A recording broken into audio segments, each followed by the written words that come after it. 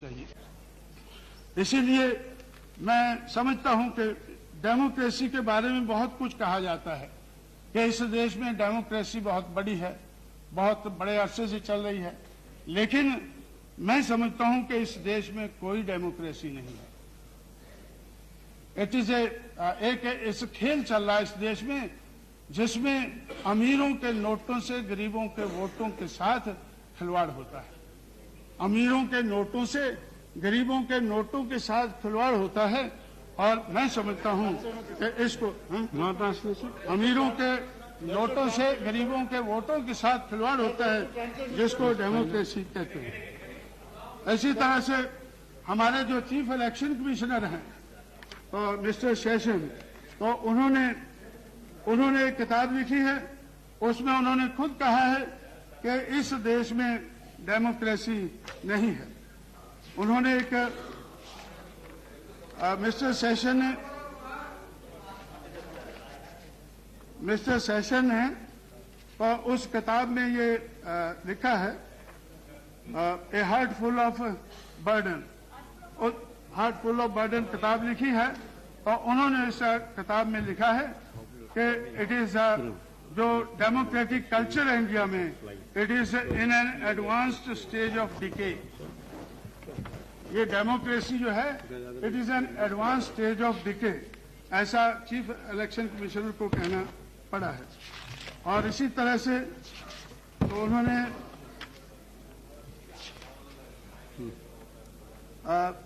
और 1951-52 में तो जब इस देश में डेमोक्रेटिक प्रोसेस चलने वाला था तो बाबा साहब अम्बेडकर ने उसी वक्त कहा था कि भाई ये जो अगर अमीर के पैसों से अगर चुनाव लड़ा जाएगा तो फिर अमीरों की ही बात इस देश में चलेगी, पैसे वालों की ही बात चलेगी।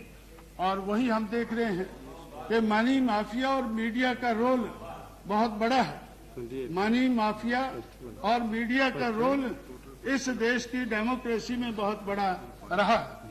तो बाबा साहब ने उस वक्त, क्योंकि लोग महाभारत और रामायण के बारे में ज्यादा जानते हैं, इसलिए उन्होंने कहा था कि I would like to refer to the Mahabharata during the battle between the Pandavas and the Kauravas. Bhishma and Drona were on the side of Kauravas. Pandavas were in the right and the Kauravas was in the wrong.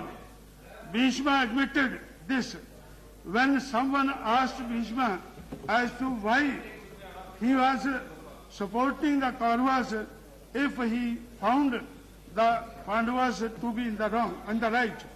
Bhishma replied in that memorable sentence, I must be loyal to the salt. Bhishma ने कहा, I must be loyal to the salt.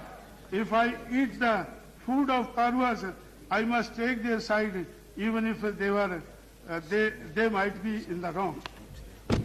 तो उस वक्त से 1951-52 से इस बात के बारे में हमें मालूम है कि अमीर के नोटों से गरीब के वोटों के साथ खेल खेला जाता है और हम इसको लोगों को, दुनिया वालों को बताते हैं कि इस देश में डेमोक्रेसी है।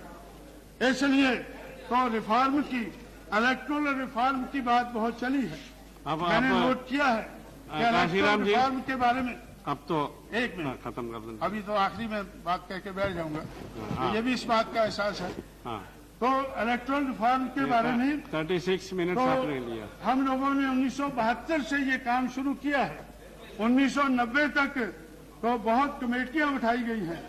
1972 में रॉ कमेटी बिठाई गई, उसके बाद 1974 में कारकुंडे कमेटी बिठाई गई, उसके बाद में कैबिनेट कमेटियां बहुत सी बैठी 1982 में, और उसके बाद आज तक 14 चीफ इलेक्शन कमिश्नर हमारे देश में हुए हैं।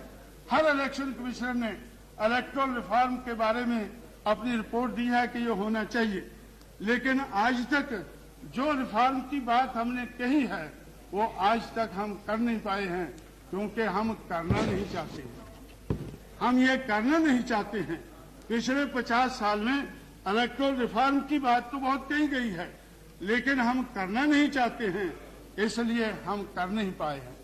तो इसलिए मैं समझता हूं कि अगर सही मायने में पॉलिटिकल डेमोक्रेसी को रिस्टोर करना है तो हमें ये रिफॉर्म करने होंगे।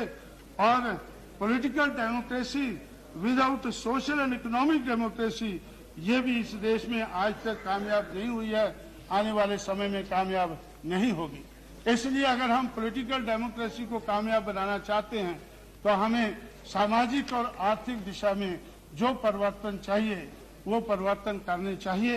और मैं समझता हूं अगर 50 साल हमने ये नहीं सोचा है तो 50 साल के बाद ये पूरा साल जब हम सोच रहे हैं, सोचने लगे हैं, तो पूरा साल हमें ये सोचना चाहिए कि क्या कमियां रह गई हैं, उन कमियों को दूर करने का हमें एजेंडा बनाना चाहिए। आने वाले समय का एजेंडा हमारा इस किस्म का होना चाहिए। ऐसी बात कहते हुए मैं आपका शुक्रगुजार हूं कि आपने मुझे ज्यादा समय दिया।